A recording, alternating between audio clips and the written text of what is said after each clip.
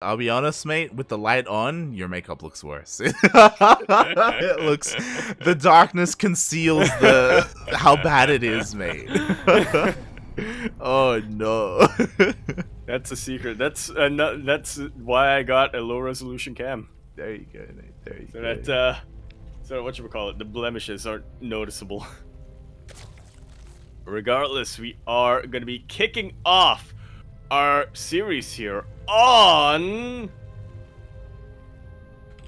Spookiest Minds LE. We're in the top left-hand corner map, swatting all the way in the top left-hand corner. We of course have our blue Zerg player coming down from the land of Korea. He is going to be representing Alpha X. We have RagnaroK.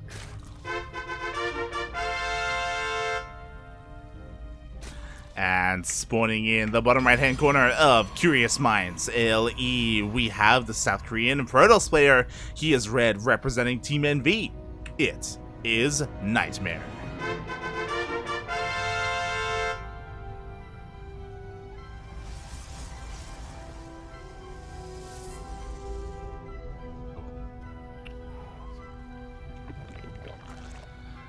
And now this is a matchup to be waiting for here. ZvP, best of 5. Who is going to come out on top between our two finalists? Finalists that honestly I would never have expected looking at the bracket at the start of the day.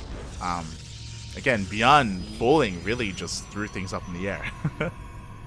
Yeah, they've really taken a step back for a couple of months towards the tail end of 2021 here, but yeah, in ESL Open Cup Asia 94, the Halloween Spooktacular edition, they're proving that they still have it in them. Maybe that's why they were ghosts. I mean, you say that, but like, because it's Halloween and because this is the spookiest of all ESL Open Cups, it makes sense for a player called NightMare and a player called RagnaroK to be in the finals. Exactly, because they're ghosts. That's why they were gone. Spooky. That's gonna be the twist at the end of the Halloween. Beautiful, mate. Beautiful. All right, here we go. Meanwhile, I'm very surprised with the vetoes. I was speaking to Starduck about this earlier today. But for Protoss not to veto Curious Minds, mate, they must have some very large cojones to think that they can take it to a Zerg player here. Oh, this NightMare. It is NightMare. It is. And I feel like you say that, but at the same time, it is a bit of a double-edged sword in that regard. Curious Minds, there is a lot of distance between the triangular third base, you know, the base that is really wide open, and the natural as well. Then of course you have the other third base that is very exposed, so yeah, the map lends itself really well to things like the later depth openings, which NightMare is not going for. He is not. He did open up with a Stargate with that Void Ray. Hopefully he doesn't go double Stargate Void Ray because RagnaroK is already working on the Queen push. He is already cleaning up the rocks in the middle of the map. He is going for that highway straight through the center, and this is going to hit hard. Obviously it's going to take a while. Like it's still very early on in this game, but the setup is there. Yeah, RagnaroK did not bother scouting with his links at all, relying a lot on the Overlord here, which will confirm that it is a Stargate opening. These 4 lings that RagnaroK made from start, they have done nothing but chip away at the debris in the middle of the map.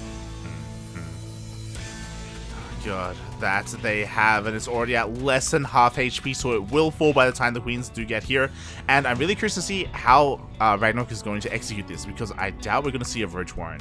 This is looking to be like a Queen Ling Flood.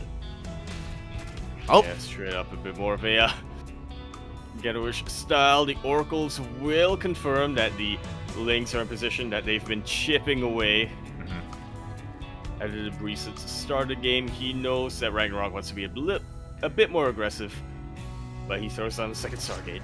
Yep, he is going double Stargate Void Ray, the Forge as well for the cannons, and the Madman took the third base, the triangular third. It's crazy. Uh-oh. It's not gonna. We'll see. I mean, we have a massive link flood behind this. The Queens are already walking across the map. They didn't even need to go through the center. Center would have been ideal, but regardless, they are still going across the map. Like so. Nexus not quite done yet, but now it is. There will be a battery overcharge available, but it's a very exposed shield battery regardless. Yeah, we'll see how this goes. We have 2 Void Rays, 2 Adepts, and 1 Oracle against 30 Lings and 8 Queens. Yeah. Do the math, mate. Oh my god, none of these shield batteries are going to finish. The Queens start to step forward. There is not going to be an overcharge here. The Oracle falls. Next will be the Void Rays. Just like so, really good transfuses on top of the Queens, backing each other up so well. Yeah, and they still have plenty of energy. There's still at least 2 or 3 more transfuses remaining here. There's still 2 Void Rays up and running, but the Lings continue to flood in. And again, these shield batteries are just not going to finish. Yeah, there's plenty of energy. There's plenty of Lings continuing to flood. RagnaroK is going to be able to take out this third base, and I feel like that is kind of ideal for NightMare, at least in this scenario. Or at the very least, it's not as bad as RagnaroK going straight for natural, going straight for the throat. Yeah, which, speaking of, he is going straight for the natural, he's going straight for the throat. There are going to be some sentries for force fields, so with force fields and with the lack of Ravagers, the Queens are not going to be able to get up into the natural. But they are going to be able to contain NightMare in these bases. Yeah. Oh no. And here we go, 4th base is on the way. Now RagnaroK is droning up. He dealt the damage that he needed to do. Killing the 3rd, that is all he wanted. Now he can waddle all the way back home and macro up. But can he get home before the Void Rays do? Oh, the Void Rays! There's no anti-air. Oh, RagnaroK, he's been in this situation before. He needed to double expand. He needs a 4th, and he will not get it. Will be forced to cancel this 4th base. Or will he? Yeah, he will. The 4th goes down. What about the main? We only have 1 Spore and 2 Queens. Oh, we have 2 Spores. Never mind. We should be fine here. The rest of the Queens are about to show up. The rest of the bases are okay. And we do have a 4th behind this. But again, like, RagnaroK needs to take every single precaution he can to get another base up and running. Part of that is double expanding, just in case. Yeah, exactly. One gets cancelled, but the other goes up. Meanwhile, we do have a bit of a Ling run by here, but it's a little bit too late. The army is already in position. We have 2 shield batteries as well, and this 3rd will get up. Slowly but surely. Much later than NightMare would have liked. I mean, he's trying to go for a massive transition into charge slots.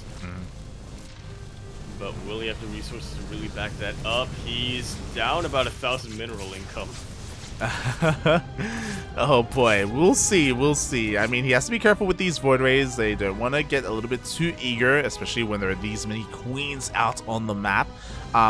Thankfully, RagnaroK didn't forget his Roach Warren. If he did, he could just straight up die to charge us. Meanwhile, oh my god, the Void Rays are getting caught out!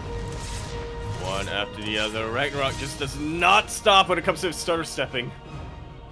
Doing it so well, so consistently throughout the tournament. Exactly. Oh my god, so many of the Void Rays do end up going down. Meanwhile, I believe the Zealots were scouted. Obviously, RagnaroK doesn't know that there is charge with them. Meanwhile, he's actually sneaking out a couple of mutas. Well, that's one way to deal with a War Prison. Striking the army as best he can. Yeah, by the time the mutas come out, if the War Prism reveals itself, then they can just make a beeline for it and focus it down. Meanwhile, yo, they didn't even care. They're going into the main. Well, how's that for multi-prong? Oh, God. RagnaroK, please. Near in position to deal with this. Kind of, with some of his Void Rays, but you do really want 3 Void Rays to go up against a problem Mutalist like this. No, you do not, especially without any shield batteries. Your shield batteries. There are none. And just like that, 2 Void Rays go down. The mutas are going to try and find some more damage here at the 3rd base. Sorry, at the natural base. Drone after drone, probe after probe fall. And so does the final Void Ray. There's the Void Ray's Phoenix falls as well. And another one is not far behind. RagnaroK in a decent position to camp the natural, but he would much rather regroup with his Mutalists. He doesn't want to throw them away unnecessarily. He wants to set up for a massive push. RagnaroK is now maxed out. Oh yeah. He is max 200 supply. Meanwhile, NightMare barely at half of that. My god. He does have a bunch of shield batteries and overcharge, but no, his army gets caught without it. Immediate surround on top of just about every single one of these units. Not sure there's energy for an overcharge, but we'll see if that even matters in the end. RagnaroK taking such a massive lead here, taking out the Archon, the money unit right now. Yeah, exactly. Everything is falling here at the third base, even the workers. The Phoenixes can't really do anything about the sheer amount of roaches. Disruptors are coming out, and they are, of course, the great equalizer. They do get a very juicy connection on these roaches, but now the Queens, they are waddling across the map. They even sniped the War Prism as it was coming home. Jesus. That was just, honestly, a terrifying scene towards the end there. You got a pretty decent purification over here. There's a little bit of hope, and then the Queens slowly march forward. That's my nightmare. That's NightMare's nightmare. I mean, that's Curious Minds, mate. Again, I wonder what was vetoed from the side of NightMare, but letting Curious Minds through, it does give the Zerg player a pretty big advantage when it comes to these Queen walks. As we saw, it is so difficult to hold on to your third base. It's demonstrated. Oh boy. But as you were saying, that was Curious Minds. That is kind of a problem that feels pretty map specific. Now we're going to Glittering Ashes. I feel like NightMare will have a much easier time defending his bases, at least in the early game. When you get to the mid game, it gets a little bit difficult. They do tend to be a bit more isolated. That they do. We'll see if things are a little bit different here, if things change as we get into the next game. Ooh, beautiful. Game numero dos, mate. ¿Por qué los... Wait, no. Sí, mate, sí. And now, from one end to the other. From one of the smaller maps to the largest. Big, small, yeah. Grande.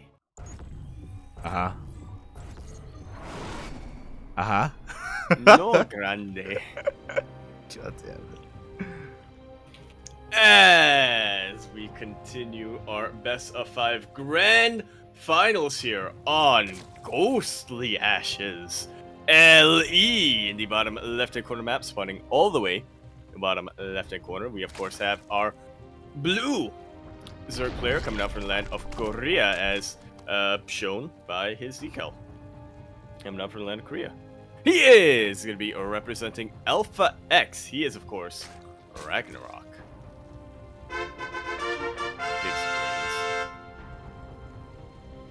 And spawning in the top right-hand corner of Glittering Ashes, LE, we have the South Korean Protoss player. He is red, representing Team NV.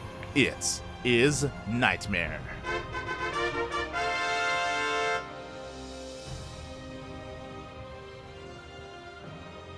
What is the decal from, actually? I think it's Pro League? What? RagnaroK's. I think you get that from... No, this is not Pro League. No. This is GSL. This is GSL Season 1, 2016. Yeah, it's coming back to me. Yep. You remember in 2016, for that 1 year, you could get these decals, depending on which tournaments you were watching. So there was ones for GSL. I believe there were also ones for... There was one for Pro League. I think SSL had one.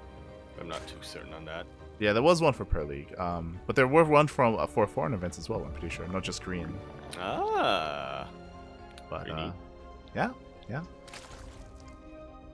Oh boy. And we'll see where we go from here.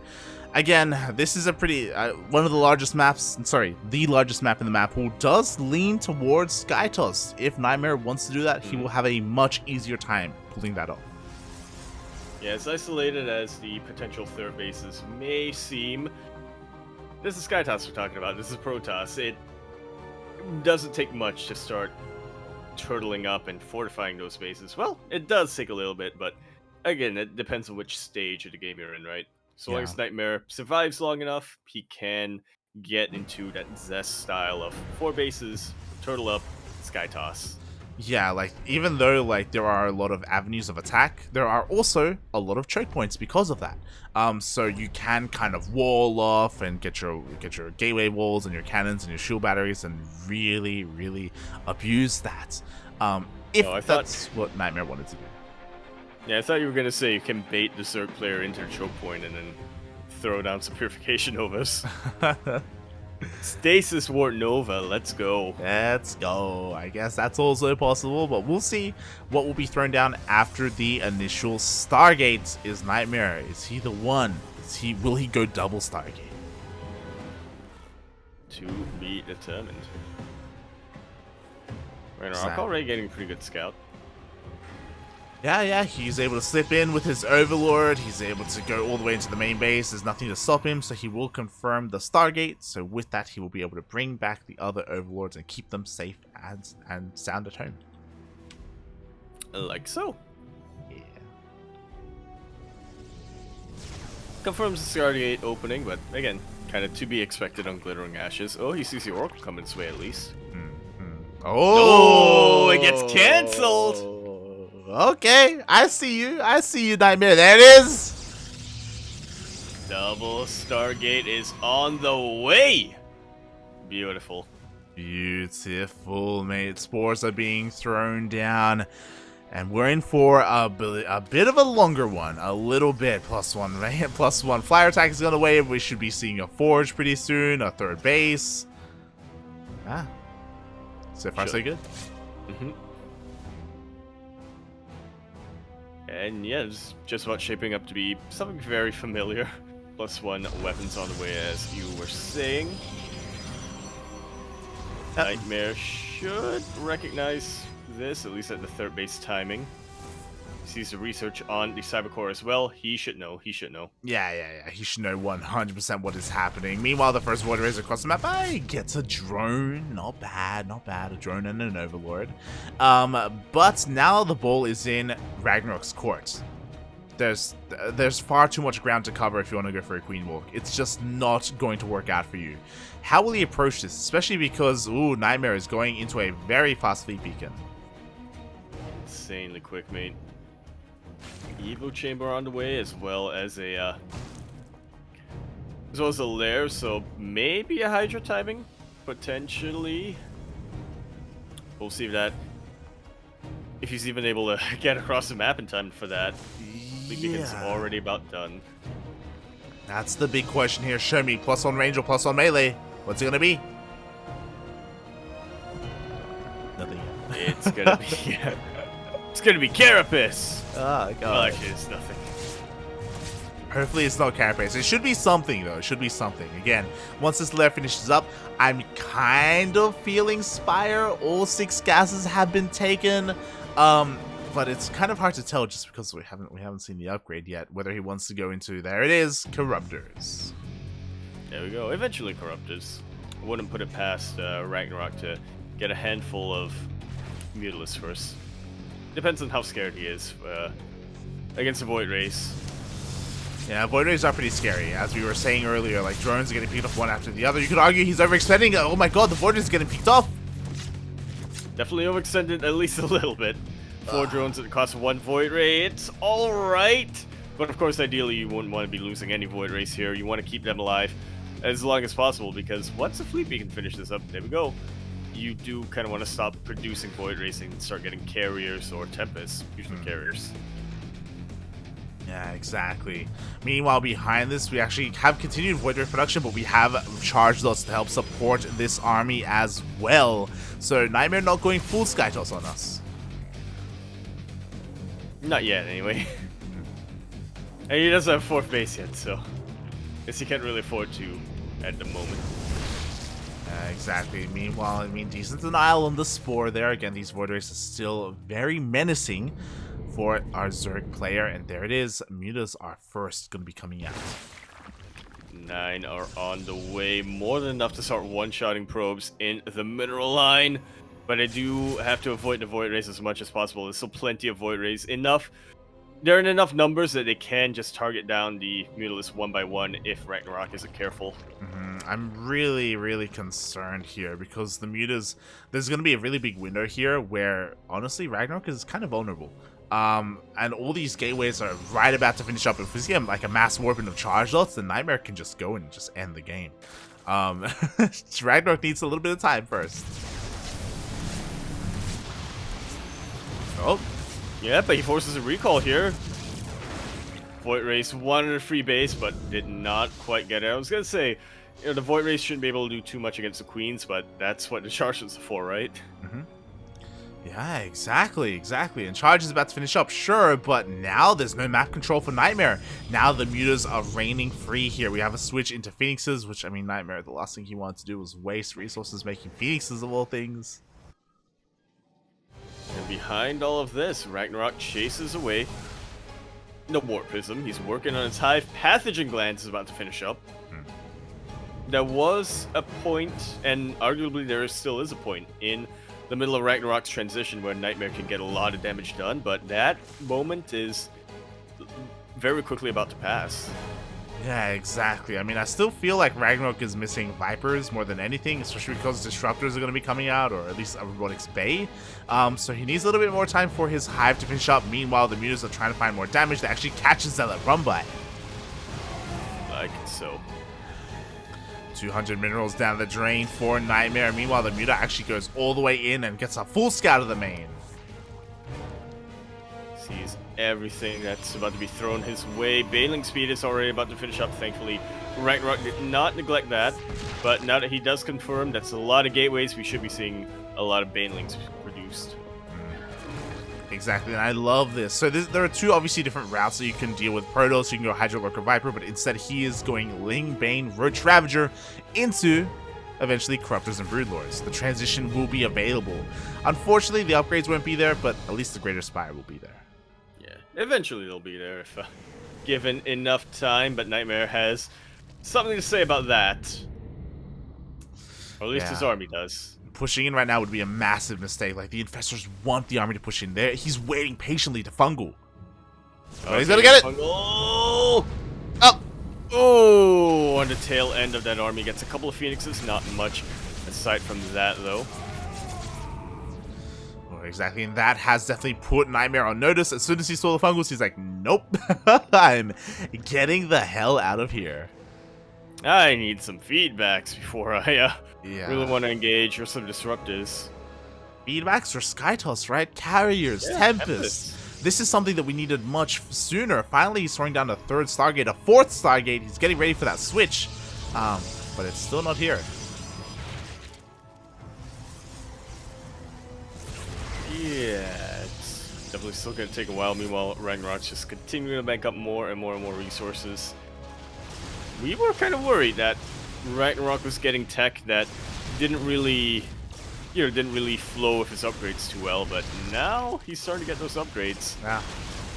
Nothing but time on his hands. Exactly, like, carrier production has finally started. Fun fact, Corruptor production just started. There's we go, +1 air attack. We have a second Spire on the way as well, so we're going to have 1-1 for those Corruptors. Again, I do feel like the Greater Spire was maybe a little bit premature, so it's something that isn't really being utilized right now, but, you know, at least he isn't neglecting those upgrades for his Corruptors. Thankfully.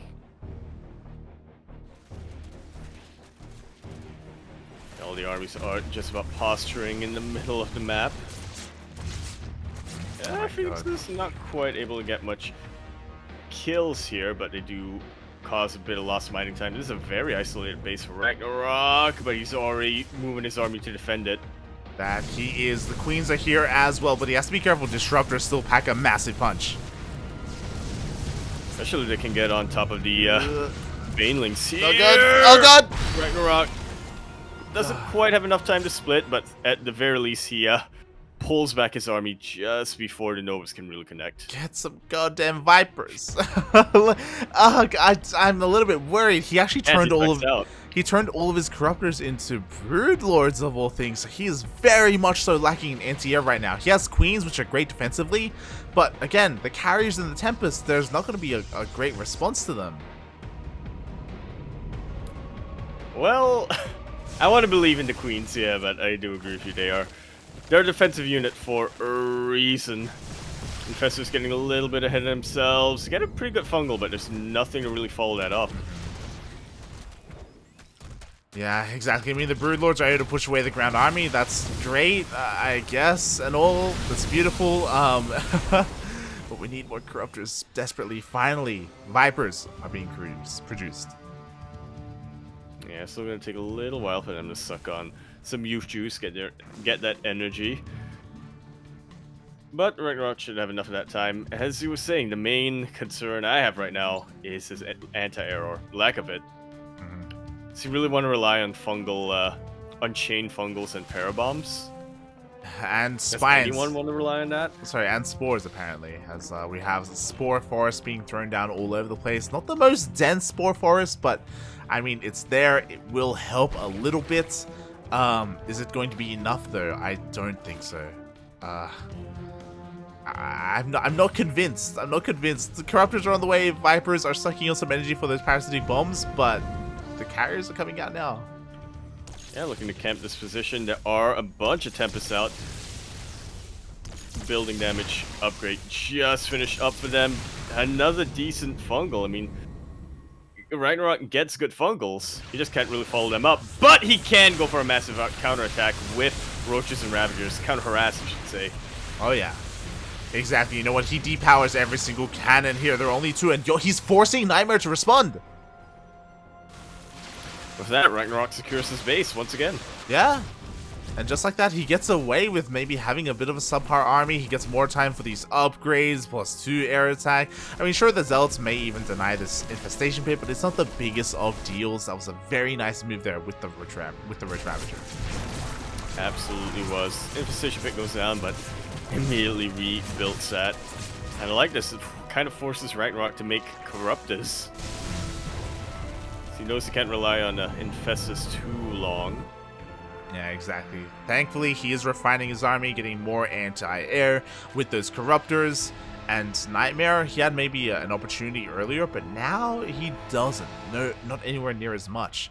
And it looks like, again, based on what we've seen so far, just RagnaroK is just waiting for NightMare to push into him. Yeah, what you want to do as a server player, right? Want to make sure that your Protoss opponent is on creep or leaves themselves a little open for as many flanks as possible, but we'll see. NightMare is being, within spore range. NightMare is being very cautious still. He is. He's being very careful. He's being very patient, which I do commend NightMare for. Meanwhile, another Roach counterattack. Yo, he's gonna get both pylons again! You do it so consistently, man. And I'm loving this. We have reached a point where RagnaroK does want to get rid of his Roaches and Ravagers. Oh, yeah. He'd be fine with getting rid of them for free, but he's gotten bases, he's gotten pylons, he's gotten so much out of these Ravagers, which shouldn't even exist at this point in the game. Meanwhile, on the flip side of things, you know, NightMare still has a pretty terrifying army. He's working on the Mama Ship Core, -400, -400. He's got his High Templar. I would love to see a War Prism as well to help keep these High Templar alive and away from things like Broodlords, but unfortunately we don't have that, so the High Templar are still a little bit exposed to the Broodlings. Yeah, it's really gonna be on the buffer, both in the sky and on the ground. Whether or not they'll be able to really protect those High Templar long enough. See, being pulled off. Meanwhile, we're just waiting for the yoinks. Oh, none yet. But they will be here, do not fret. Eventually. Exactly. Hopefully. RagnaroK is just waiting for the moment here, waiting for the opportune moment to either yoink something or just throw down a power bomb. Oh. Fantastic feedback on top of one of those Vipers. Bit of a wasted storm on top of the Changelings, but there's still plenty more High Templar where that came from. That's the yoink that he needed. There we go. One of them at least. one carrier immediately goes down, but it took so much work for just that one carrier. Really did. A lot of dancing back and forth, and now it's going to be even harder to get those yoinks off because now the mothership has come in to help cloak her boys. Yeah, it's gonna be harder to yoink the carriers, but I tell you what, Light, now there's a target to yoink. It's true. Minus 400, minus 400, let's go! He wants it all! Even better feedbacks this time from the side of NightMare. RagnaroK just cannot push in. Oh god, he cannot. The Tempest getting so much free value here. Picking off Broodlord after Broodlord, we'd have a fungal, but it only connects with a single one of the Void Rays. The mothership is honestly exposed, but we still need more energy from those Vipers. 12 probes have gone down behind this, but we are kind of at the point where NightMare has such a massive bank, he doesn't mind losing a couple of probes if it means getting a bigger army. Yeah, exactly. It's not the biggest of deals, but we'll see if it will come into play later on, especially if this base is continued to be denied. Meanwhile, yeah, NightMare just picking up whatever he can, backing off, rebuilding his army. Coming back, yeah. Slowly but surely. Oh god, exactly. We'll see how much more he can get. Oh my god, one shot's another Broodlord. And another behind that. Almost feels like RagnaroK wants to give up a couple of Broodlords, right? But he is remaking them. Yeah, I'm a little bit concerned because he's remaking Broodlords and he just made a couple of Ultras as well. They're not really going to do much. It looks like he wants to use... may be able to get on top of the Templar? Okay, he was stuck. He's still stuck! No! Broodlord, I mean, Ultra, please! And that Evo chip is going to regen health. I finally... Yeah, we've Tempest. Yeah, it looks like 2 Tempests and a Void Ray will... Oh my god, a couple of Void Rays are going to get picked up here. Yeah, quite a few of them. Not the most valuable unit right now, but still, it's shaving off some of the Skytoss army. Means that the Tempests and the carriers are going to be a little bit more exposed. That they are. Meanwhile, we do have a Microbial Shroud being thrown down to help deal with the Tempest. That Ultra run by is on the way. Unfortunately, only 2, as the third one is still locked in the natural. Yeah. Let's get out there. And yo, this is going to force a response. We need something to help defend. Like shield batteries and cannons in the forward location. Oh, that's disgusting. I just realized. Yeah. It was all just Protoss in my eyes, but now you made me squint and look closer, and now there are cannons and shield batteries. Yo, but at least RagnaroK kills the base. Yeah, he kills the base. He kills the base. You're not wrong. You're not wrong. Oh god, another couple of yoinks are going off. Yeah, on top of these disruptors, the Broodlings get such a good surround, but the disruptors are within range of shield batteries, funnily enough. Now, I appreciate all of these abducts, but I would appreciate more is like maybe a power bomb here or there, you know? Yeah. Or fungal into a power bomb. But then again, with this many shield batteries, maybe RagnaroK is just thinking it's not going to be quite worth it, especially if you can pick off 3 Tempests just like that. Yeah, beautiful abducts continuing to come out from the side of RagnaroK. Again, he can continue to trade like this. Meanwhile, look at NightMare. He's actually kind of running out of a bank here, a mineral bank, as opposed to the gas. Yeah, that's what happens when his freshest base gets getting denied over and over and over and over and over and over and over again. Speaking of, some nice feedbacks. We do have another Ultra run by here towards the south. This time, though, the Void Rays were kept up, and NightMare is expanding to the top left. Yeah, but I tell you what, that means that the Void Rays were towards the north. Oh. Probably the biggest deals, though. The Queens are starting to run out of energy, which could be a concern. Yeah, they are. Like, the Tempests are just getting so much value. I mean, to be fair, like, RagnaroK has been doing a really good job at keeping the Tempest count relatively low. Oh my god, all the Corruptors and the Vipers come here towards the south. I don't know if this is the best move. Well, he is leaving his northern front very, very open. There are a couple of Spore Crawlers, but not entirely convinced that it's going to be enough. Plenty of Queens, though, and the Vipers are still hanging out there, so yeah, Parabama 2 could really turn the tables, at least when it comes to the defense. I guess so. I mean, the Vipers still need plenty of energy. The Ultras actually go for another run by here. I might be able to deny another base and really starve NightMare out. When it comes to the minerals, RagnaroK immediately evacuates this base. He knows that he can't keep it up for too much longer. It's actually really suffering when it comes to the income. Oh god, he really is. Meanwhile, all those ultras are finally going to get cleaned up by the Void Rays. And we're back to the Saren contest. Yeah, we are. Overall, though, as we can see, like, the Protoss player has been trading more efficiently. Just the Tempest putting in so much work here. Yeah, you could argue that once the Zerg player gets a bit of a bank, they want to trade inefficiently, but there's a certain point where that falls off. Yeah, again, some of the trades have been a little bit questionable. Also, like, due to this massive outpost of shield batteries and cannons, like, there's nothing stopping RagnaroK from expanding towards the south and, like, rotating around and hitting another base instead, and just avoiding all of this nonsense. Like, look, you can't push into this. It's so difficult to do so. Just give it up and take, like, a southern base instead. Yeah, it feels like RagnaroK is trying to draw the Skytoss army away from all those shield batteries and whatnot, right? With all these run-bys, Ultralists and Brute Lords. Or Banelings, sorry, not Brute Lords. But NightMare just ain't falling for it. He's not taking bait. Yeah, exactly. Meanwhile, drones are falling to a DT. 8 drones go down.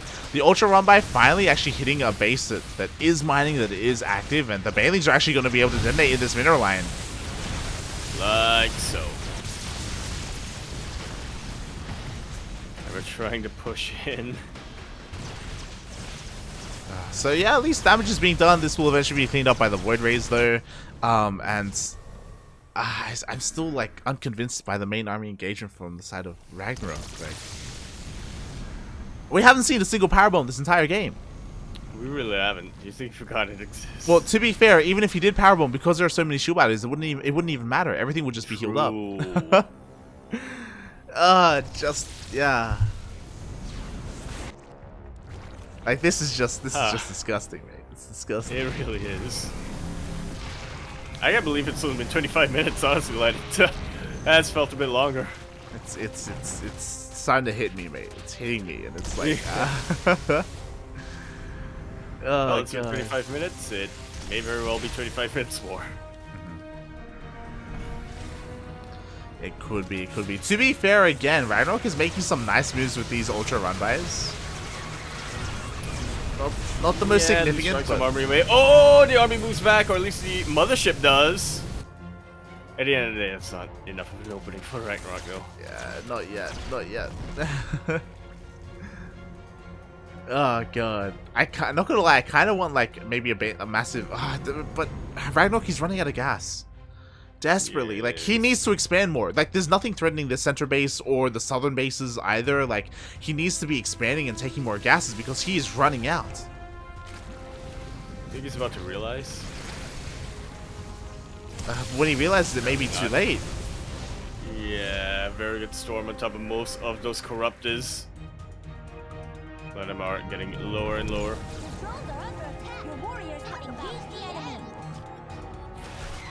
Yeah, GT's trying to get something done, but there's just so many spore crawlers for detection. There's even a spine crawler here, just in case. Yeah, thankfully the ultras do respond to the DT, so they'll be able to clean all of them up. Meanwhile, like, again, look at the banks here for our players. Like, NightMare is just... Finally, the base goes down! It falls! Get another... Expand elsewhere, RagnaroK! Expand, please! You can't keep this up, buddy. Bank of 1,000, 1,000 versus a bank of 5,000, 6,000. So yeah. It's definitely not sustainable, to say the least. Like, what? We have 2 gases down here towards the south and 1 towards the north. Finally, the top left is being harassed. This has been mining for oh so long. Finally, it's being punished. But, Oh, he's expanding. Beautiful. Woo! He's single expanding, unfortunately. But you know what this is? At least. This is 10 more minutes, man. That's what this is. It really is.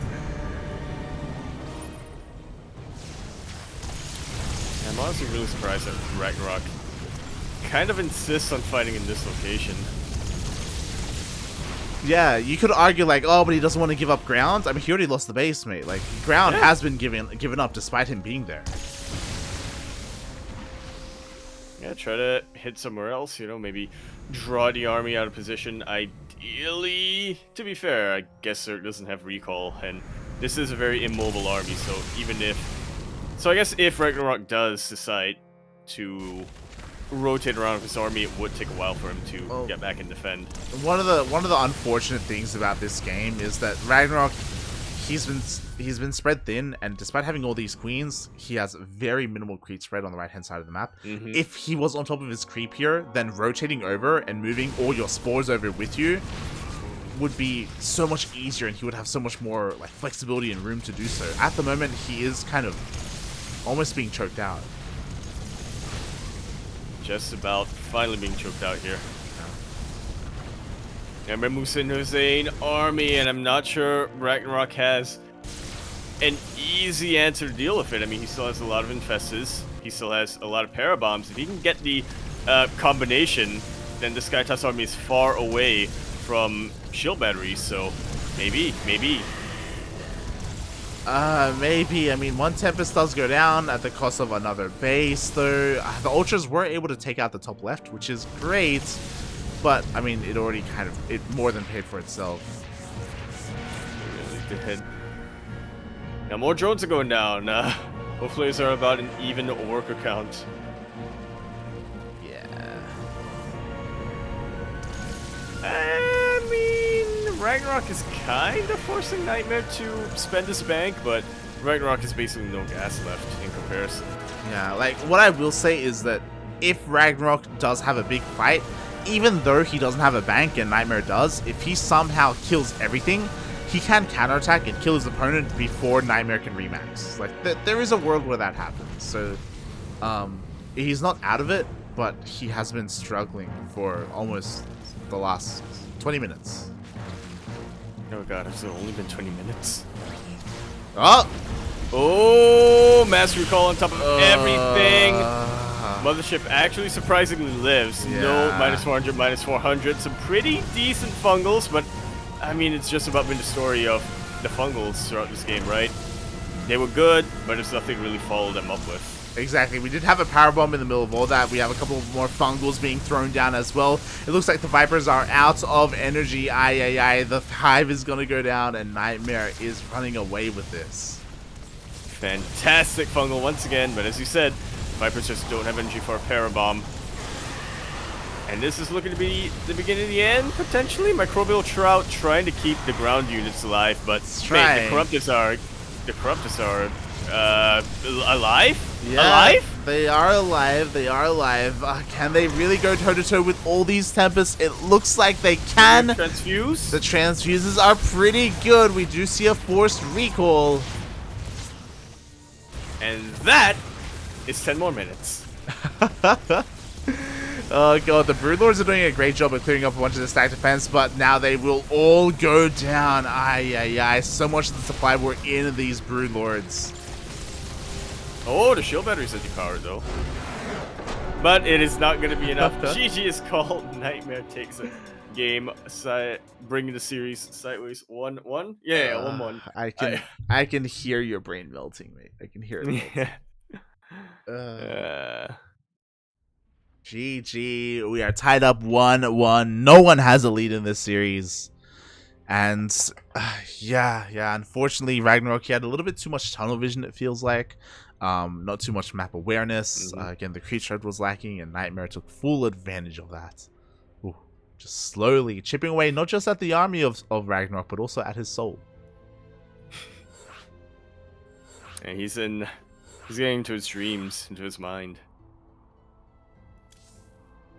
That he is. And yo, that would actually be massive if we can get into that big brain of his. True. Oh boy.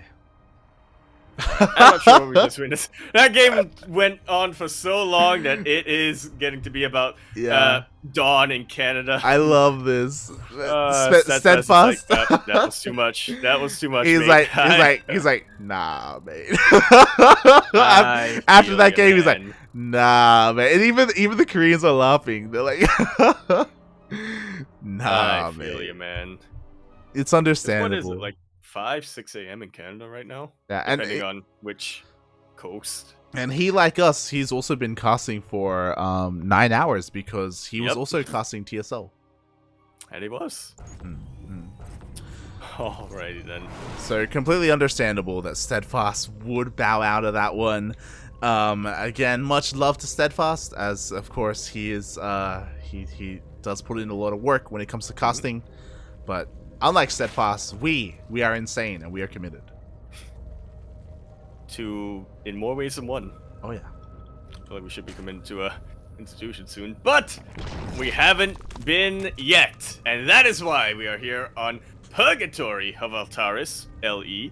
We're in the bottom right-hand corner map, starting all the way in the bottom right-hand corner. We have our blue Zerg player from the land of Korea. He is, of course, going to be representing Alpha X once again. He is RagnaroK. And spawning in the top left-hand corner of Pride of Altaris LE, we have the South Korean Protoss player representing Team NV and taking the last game in that macro SkyToss map. It is NightMare.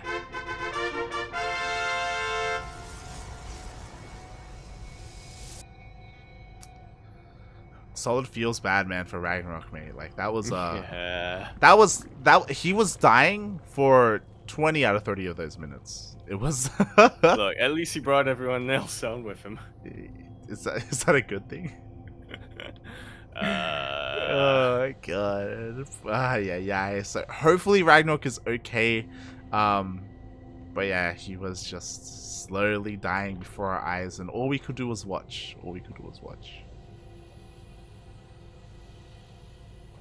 I mean, even then. And Steadfast, he Even then, we could barely watch. yeah. It got to the point where Steadfast was like he could watch no longer. He was done. He was disgusted by the sight before him. As he should. He's not wrong. He's not wrong. Yeah. As any self-respecting Zerg player should. Yeah, he is a Zerg player. This is true. Oh god. Meanwhile, shout out to Steadfast. Thank you so much for the raid. We praised you earlier, but we will praise you again. You put in a lot of work today. And I hope you rest up well, mates. Yeah, it's been what, 9 hours? Been going at it, but of course we at least had the benefit of sleeping before we started. Yeah, this is true. This is a little bit more akin to our sleep schedule as opposed to someone from North America. So again, get some rest. Good job casting today, mate, and we will see you next week. Or we'll see you for the next TSL qualifiers, let's be real. Yeah. In about 25 hours. Yep. 26 hours. No, 30 hours. Exactly. 39 hours. As we are going to be providing an English cast for TSL Korea as well as North America once they come around. Not Europe. I'm actually not sure, but maybe Steadfast was even casting TSL EU, which would have been insane. Oh, he might have been. Yeah. That been even longer. Oof. Oof. Brutal, mate. Brutal. Speaking of brutal, though, other than the last game that we just saw, StarCraft sleep schedule. At StarCraft sleep schedule. Here we go. We do have a goal base here for RagnaroK. This was scouted, if I'm not mistaken. Oh, actually, no. NightMare has not seen the gold. Uh-oh. Uh-oh. Yeah, RagnaroK pulling a little bit of a Haas here, going for the goal base, immediately transferring every single one of his drones over. I mean, he did do something pretty similar in his game against Haas on this map in particular. It ended up working really well for him just because, as you were mentioning, Haas was also a player who took the gold first, but NightMare is a lot more conservative. Pride of Altaris is a map that's a little bit easier to defend, especially on 2 bases. So maybe NightMare's going to be able to stem the tide for at least the early game. Yeah, meanwhile, outside of this Stargate opener, we do have a Twilight Count to follow up. It is going to be those Glaive Adepts. Quickly looking at the vision of RagnaroK, he has not gotten into the main base, so again, he's still a little bit in the dark. Obviously, the Void Ray revealed itself, but he doesn't know what else is behind this. Which is why he grabs the safety Roach Horn. Exactly. Meanwhile, the Oracle across the map doesn't get any damage done, but at least it does confirm the goal base, so now NightMare knows his next target. And what's important is that the third, the natural, and the main are honestly very far apart, so Glaive Adepts honestly can do well here. Yeah, sure the Shades might have a little bit longer to travel, but they are much, much quicker than these Roaches without Galactic Constitution. That said, there are still a lot of Roaches. There are still a lot of Roaches. You know what? That creep is being spread oh so quickly. The Queen Walk isn't coming across, or it shouldn't be coming across the map right now. I mean, the Adepts are going to be hitting at the same time. Uh-oh. Oh, no. So this is going to be a little bit awkward. The Adepts are basically already here, and it's going to take a while for the Queens to really get up this ramp. And NightMare's already evacuating. Yeah, the third base is forfeit, but NightMare's not going to be taking too much economic damage. The probes will at least still live. That they will. Meanwhile, what is there at home to defend? Okay, we have some shield batteries. We have just shield batteries on the way to defend. Stargates as well. No more Void Rays. Only one Void Ray. Only one Void Ray in production too. There aren't too many gateways here, so the Warpins aren't really going to be able to save NightMare too much. He's supply blocked now with the loss of that third base. Heavily supply blocked at that. Meanwhile, now RagnaroK has to make a decision. Does he go up this ramp or turn around? And it looks like he's turning around. He turns around. Oh, well, he's satisfied with the damage he's dealt. Getting a third base like that is honestly pretty massive in a ZvP. Containing your opponent on two bases is the ideal, really. Yeah, exactly. He even catches a bunch of these Adepts as well. The Lings are flooding on in, trying to get us around on the Stalkers. And he will! They do get us around, but it shouldn't quite be able to break on through. Decent vials, but again, this is just a little bit of extra damage that RagnaroK is dealing. Well, what's important is that he bought time. The army was busy, and now the Queens are back on creep, and now they are able to stay at home and defend. That's always a scary thing. Like, after you kill the third base, we even saw it in our, I believe it was on Curious Minds. After the attack happened, the Protoss player went across the map with Void Rays and denied the fourth, right? But this time, that didn't happen. Yeah, going for that Adept follow-up from the Stargate opening is really starting to have an effect on NightMare's Void Ray numbers. I don't know why. I can't think of words all of a sudden. I'm still recovering from the last game. It's all good, man. It's all good. The other really odd thing that happened as well is that NightMare, he did kill the gold base, the hatchery, but he didn't go further than that, and he didn't get any economic damage done. The Adepts, when they got home, like the Adepts did nothing, at home defensively, and you could argue maybe he should have tried to commit into one of these mineral lines to get drone damage, that killing the hatchery wasn't enough, but because it's a gold base, maybe it was worth it. It's hard to say. Yeah, it's even harder to say once the gold base gets retaken. Oh god, meanwhile the Void Rays dip in, but the Queens are already in position. Spire is about to finish up. Lair's been done for a while, and with this, RagnaroK has such a massive advantage here. He gets the gold base once again. And NightMare, from here, sure, he's able to reestablish his third base, but he's behind a base as well behind that. He's going to try and get into Carriers or Tempest, but hey, Muta's already on the way. There aren't too many Void Rays out either. Zero Phoenixes as well. Oh god. Exactly, mate. And I don't believe the Spire has even been scouted here as I quickly check the vision of NightMare, and no, he has not. His Catastrophe Immunolist is gonna smack him immediately in the face.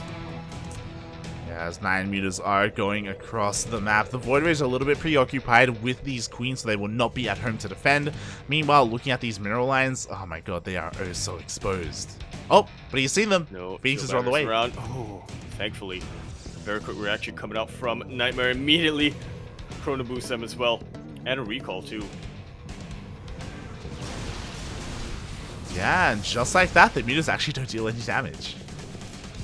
Yeah, kind of a last-second reaction from NightMare, but a good enough reaction to prevent any damage being dealt. The main army is starting to push through, though. Will deny that 5th base. Will it get the 3rd base again? Oh my god, we shall see. I mean, the 4th has already been denied here. We at least NightMare was double expanding, but look at how much army there is. RagnaroK, he's almost essentially maxed out. And he's about to be. And compare that to the army of NightMare. Yeah, it's not looking too good for our red Protoss player. The shield battery is starting to get taken out. Battery overcharge gets popped, but it is a shield battery that's pretty far in the back line. God, that it is, and it's about to be biled down at that. What is there left to defend? A handful of Void Rays, and that is it. The entire Gateway army has already fallen. The Phoenixes, honestly, it's really struggling to find any value at all. Finally, they do clean up the mutas, but the mutas, they didn't even matter. They really did not. This fight has been going RagnaroK's way off the back of the Queens and the Ravagers. All these probes are going to go down in addition to that 3rd base. Yeah, NightMare exactly. is contained again. Yeah, and yo, I'm sure there's people out there that are like, Pride of Altaris, it's so long. It is the longest rush distance out of the entire map pool because of how long it is. You're not going to queen push on it, are you? Mate, RagnaroK says yes. Hey, RagnaroK does, yeah. It's the last thing NightMare would expect. Oh god, it really is. The Phoenixes are doing a really great job at CCing all these queens, but there are just too many queens to deal with. The Biles are connecting. Almost every single Void Ray gets taken out of the skies. And with this, RagnaroK will be taking a lead in this series. GG. RagnaroK takes it to match point. It feels like that game didn't last very long, but I feel like I'm just, again, recovering from glittering ashes. Oh, exactly. I like this. Derp. During the chat, we're all dead inside, sleepy, zombie-like. Very fitting for Yaku's cosplay today. Yeah, de los muertos. There you go. I just realized that. I think it looks more like a mask than actual like. It does. It really skull, does. like the eye holes. It never looked. Like, we've been through this. It never looked like a skull. Yeah, there needs to be like some space, right? There needs to be some white going on here. That was my mistake. Oh god damn it. For those wondering, and for those who are joining us from Steadfast Raid, Yaku, he did dress up for Halloween, as it is the 31st here in Australia, or in Australia, Southeast Asia. So he went full Halloween on us. And he did attempt to dress up as a skeleton. Ooh, spooky. I think the scariest thing about his cast was the Glittering Ashes game. As we continue on to 2,000 atmospheres, or as I like to call it, in the mood or in the spirit of Halloween, Linkin Park LE, where in the bottom left-hand corner map, starting all the way in the bottom left-hand corner, we have our blue Zerg player from the land of Korea. He is going to be representing Alpha X. He only needs un momento por favor, and he is the ESL Open Cup Halloween champion, Asia Division. He, of course, is RagnaroK. And spawning in the top right-hand corner of 2,000 atmospheres LE, we have the red Protoss player himself representing Team NV. It is NightMare.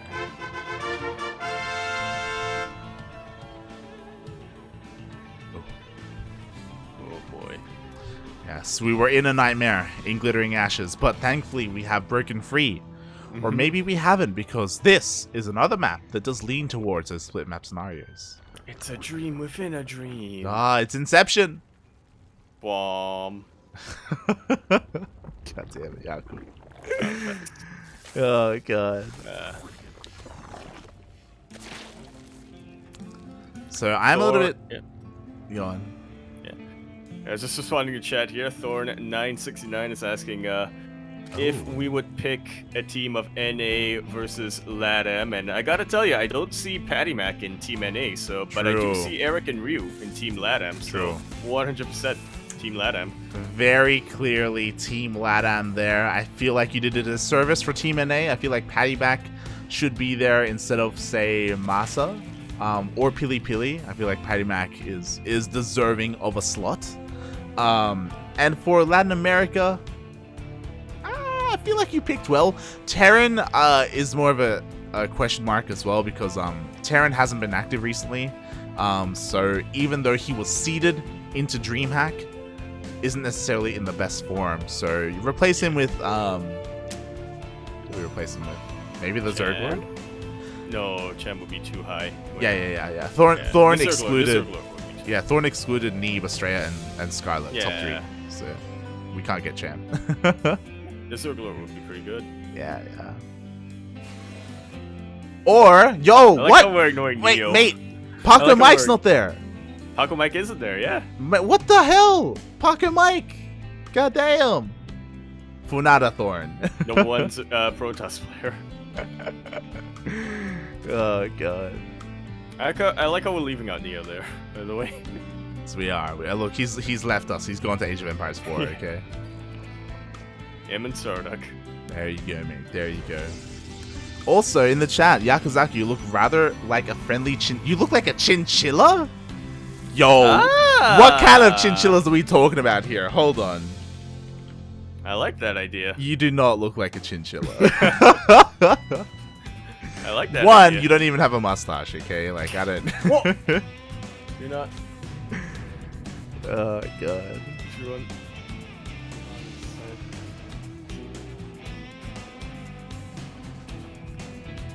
Meanwhile... Yeah, I was thinking raccoon, but I'll take chinchilla. I wasn't even meant to be either of those, but...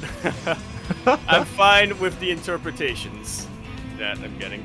Shaking my head, mate. Shaking my head. Meanwhile, we do have a pretty big Ling foot here. Is avoiding the Adepts. The Adepts commit to the shade, and now the Lings are going for that third. I was thinking right on top of that, we'll be able to get the denial. The single Oracle is not going to be enough. And RagnaroK immediately takes a slight lead. That he does. Meanwhile, the Adepts are coming across the map, but there are Queens here in position, and the Lings are not too far behind. So these Adepts shouldn't deal too much damage, depending on the drone micro. Oh! And drone micro is already looking good. Only 2 drones will fall. Yeah. 2 drones for a Nexus? Not bad. Yeah, well worth it here. And well, what? Yeah. And what is RagnaroK's plan from here? Well, we see NightMare's plan. Wants to transition a little bit to a couple of charges, I imagine, at least at start. Oh my god, the Lings actually sip in. He gets us around. Both Adepts are going to go down, as well as the shield battery. Aye. Worst case scenario, he even cancels the third base for a second time. No. It's a goddamn nightmare is what it is.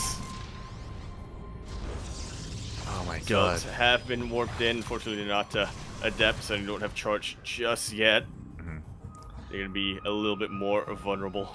Yeah, again, RagnaroK's use of these Lings have been insane. Meanwhile, at home, Lair is on the way. We do have a Roach Warren just in case his opponent was going to be a little bit aggressive with those gateway units. So, again, RagnaroK not really taking any chances. The one thing that is missing, he's been able to deny the third base twice. That's great. Where is the fourth base? For RagnaroK? That is the question, isn't it? Yeah. Because he's getting quite a bit of value. He's ahead 10 workers, but now that the third base is up and running, Chrono Boost 3 probes at a time, it really won't take much for NightMare to catch back up. Yeah, exactly. Like, now we have a fourth on the way, but it does feel a little bit late. And I'm concerned because NightMare, he is going for that massive gateway explosion. +1 is on the way. It's being chronoed out alongside charge. Oh boy, this is gonna hit hard. Yeah, it is gonna be a massive timing, mate. RagnaroK now trying to get a Spire up and running, but I'm not convinced it's gonna be finished in time. I really do like this from NightMare, by the way, because it's a way that he adapted. Because his third base was so delayed, something else that was delayed are the gases. So he was stuck on very minimal gas for a long time. How do you make up for that? Sure, you go for mass charge lots instead. Warp Prism is on the way. Of course, this does signify that he does want to go across the map. He does want to be aggressive. Yeah, you don't need to mine gas if you're not using gas. True. And yeah, guess I'm just curious as to how RagnaroK will set up his defenses against this. This is going to be a very late reaction, only now sort of recognizing what's coming his way. Yeah, exactly. 12 roaches are on the way. Are these roaches going to be enough? As well as the queens, we will find out, because here we go. The Archons are being morphed in. We have 2 more. They're going to join the main army. Massive warping of zealots, and it is go time here for NightMare. He's actually splitting up his zealots a little bit here. Make sure that he at least gets some damage somewhere on the map. RagnaroK wants to fight on this ramp. It's such a good choke point to utilize. But can he do it? NightMare's already breaking through. God, that he is. The Zealots were actually split off. We do see a force of them trying to take out the 4th base, but the roaches will split off as well. So RagnaroK, he defends his 4th, and he defends the ramp. Wow. He doesn't take much of any damage. Only 2 drones go down. He doesn't even lose Ravagers and Queens. Mate, look at the soup. Because now with that, the lair is done. Mutas are on the way to harass. And with the death of these rocks, RagnaroK, he is going to be the one going for a counterattack. And death of these rocks. One of those things that only... One of a sentence that only makes sense in StarCraft. Yeah. Hashtag StarCraft things. You know, just the death... It makes perfect sense. Exactly. It actually does. It makes a lot. Yeah. Alright, RagnaroK fighting high ground once again, fighting on top of a ramp, but this time it is on the other side of the map. Immediately 2 Archons get taken out. And this is before the main fight happens. Yeah, that was a beautiful trade there. Meanwhile, you know what he's doing? He's distracting these Void Rays. The Void Rays are chasing the roaches, and at the same time, Mutas are going to slip into the natural base. Like so. No shield batteries in position. The Archon is very far out of position. GG. RagnaroK takes the series 3-1. He will be your ESL Open Cup Asia Halloween champion.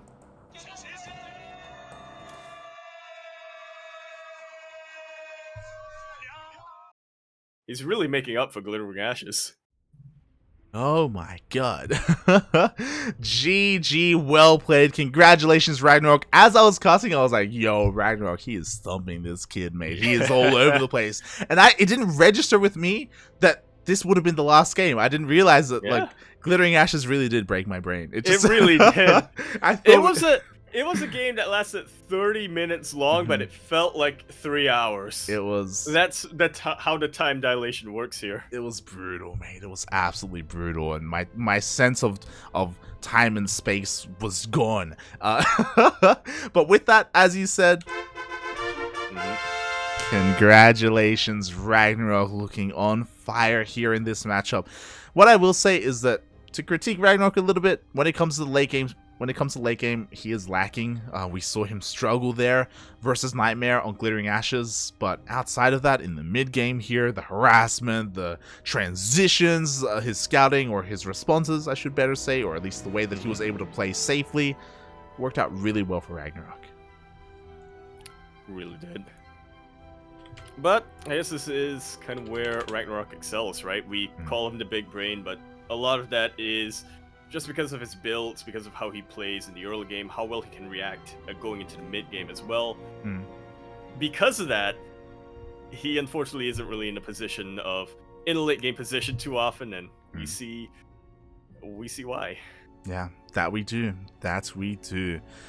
Again, massive shout out to not just RagnaroK, but also Alpha X. You know, one of their boys was able to come out on top here. My condolences to NightMare, but at the same time, second place for NightMare. I think he's reached second place in the past. I'm pretty sure he has, because I think I remember casting like a PvP finals with him. But regardless, really impressive for him to get this far.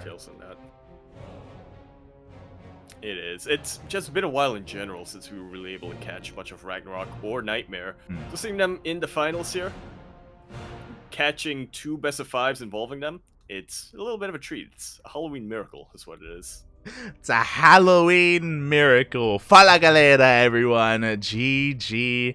And with that, I hope you all enjoy your evening. I know a lot of people from NA stayed up to tune into this, so I hope you get plenty of rest. But not too much rest, because StarCraft does not end here, despite DreamHack Winter coming to a close. When it comes to the regional events, there's still plenty of StarCraft this week, this month, this year. I just saw a casting schedule for next week, Light, and honestly, it's looking almost as brutal as DreamHack. Let's have a look here. So, today we finished up with our 9-hour cast. Tomorrow we have Battle of the Americas, followed by TSL Korean Qualifier. Day after, TSL Korean Qualifier numero 2, number 2. Day after that, oh my god, I forgot King of Battles NA Qualifier. Yeah. And then GPO in the evening. And day after that, we have TSL Korean Qualifier number 3. Day after that, we have our amateur events. Sorry, we have ANZ Champs 3 days in a row. StarCraft. Whereas we thought we were getting a break after DreamHack, mate. No. Never ends. It never ends. Again, thank you so much, everyone, for tuning in. Thank you so much, Steadfast, for the raid. We really do appreciate the love and support. As Thorn was saying in the chat, if you want to help support the channel, then consider subscribing or check us out on Patreon. We are live every single day of the week, usually multiple times a day as well, in the morning and the evening, with plenty of StarCraft. That we are, and it's no different next week, honestly. It isn't. Oh god, and before we head off, I do want to ask you a little bit here. Yaku. Yes. Where can people find more of you? Are you gonna have a cheeky Halloween stream? Probably not. Because I didn't think it will go this long. That's fair. Was a long broadcast. Yeah, that'll plans in the evening. But yeah, if I do somehow end up streaming, that will be over at twitch.tv/Yakuzaku1. I will announce if I go live over at twitter.com at @EmporiaYakuzaku, or !Discord in the chat will be where you can find me, where you can find Light, where you can find Starduck, all the other CranKy Ducklings, CranKy Duckling adjacents, Eric and Ryu are there. Full on CranKy Ducklings. And apart from that, you can find me in the afterlife as I return my bones, ? Oh my god. I've never been in Dia de los Muertos. As the chinchilla goes back into hibernation. There you go. If everyone wondering, this was meant to be like a Day of the Dead kind of skull. But I don't know what I'm doing, so. But you can kind of see some redness on my forehead. That's meant to be a rose. It just looks like a rash. These are meant to be stitches, but they look like whiskers. I was actually meant to draw teeth on my lips, but it didn't work out, so now it's just lips. Shaking my head, mate. Shaking my head. What the... Oh god. Next year. Can't believe Milk saw that as well, mate. Oh god. We thought NightMare was playing. This is the actual NightMare. This is the NightMare, mate. This is the NightMare. Oh god. So yes, of course, if you want to support Yaku, check him out at Yakuzaku. Sorry, twitch.tv/Yakuzaku1. You can follow him on Twitter as well.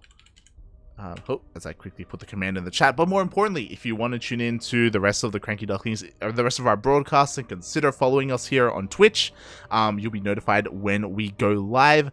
Also, consider following us on all the social medias, where they're on Twitter, Facebook, Instagram, YouTube. We have our Discord server, and yeah, we are all over the place. We always post whenever we go live, so you'll be notified. And again, join our Discord if you want to interact with us a little bit more outside of just these streams. Or something that I also wanted to touch on is all the money that, it's thanks to the people watching, thanks to our supporters, thanks to our subscribers. The money that we make here on Twitch means that we can fund our pro team. It does mean that we were able to sign our pro players. if you're familiar with DreamHack, then you may have seen, depending on the region, we have some players in Latin America, North America, Oceania. Again, we love our Eric, boys.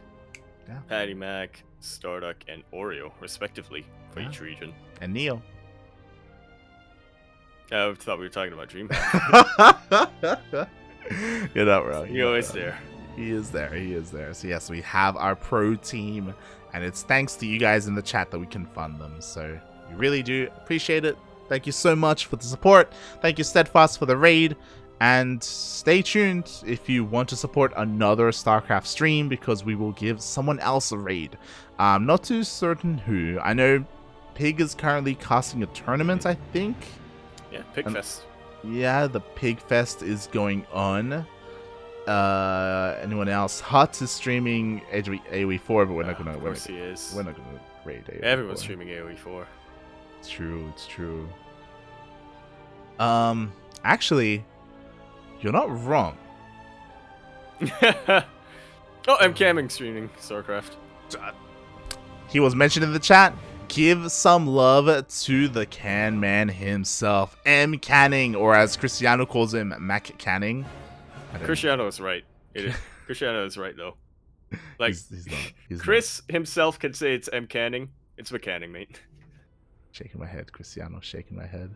So yeah, if you want to stay tuned, give him plenty of love, plenty of support, as he always streams at really weird times. And with that, thank you for watching. We'll see you next time. Everybody remember to stay spooky. It's Halloween. Spooky. Ooh. Ciao. Bella.